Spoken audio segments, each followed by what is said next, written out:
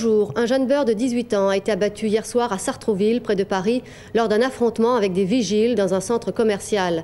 Les circonstances du drame sont encore mal définies. Le jeune beurre, Jamel Chitou, chahuté, se montrait menaçant selon les uns.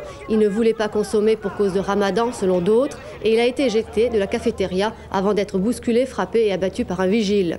Sous le coup de l'émotion, une flambée de violence a éclaté. Les jeunes de la cité ont brisé les vitrines de 4 magasins, incendié 3 voitures. 5 policiers ont été légèrement blessés par des jets de pierre. Ce matin, la situation est calme. Le meurtrier présumé, d'origine maghrébine, est toujours en garde à vue au SRPJ de Versailles.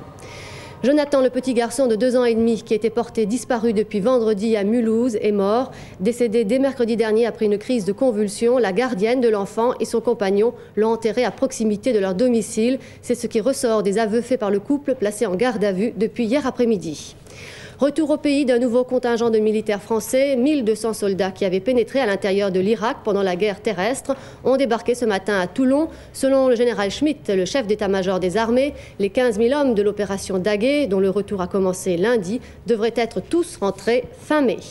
Fin du détournement d'un appareil des Singapore Airlines sur l'aéroport de Singapour. Un commando de l'armée a donné l'assaut dans la nuit. Les 4 pirates de l'air pakistanais ont été tués. Les 118 passagers et 11 membres d'équipage sont tous sains et saufs.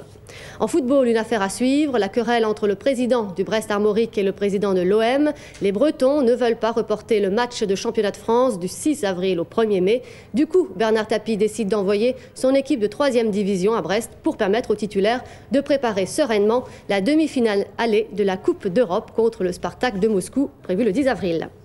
Les prévisions de la météo pour aujourd'hui, venant du nord, le soleil regagnera du terrain, mais les nuages et la pluie persisteront encore sur certaines régions.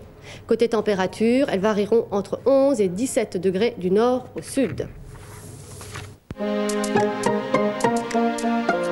Interflora, des fleurs dans le monde entier. Passez une bonne fin de matinée sur Canal+.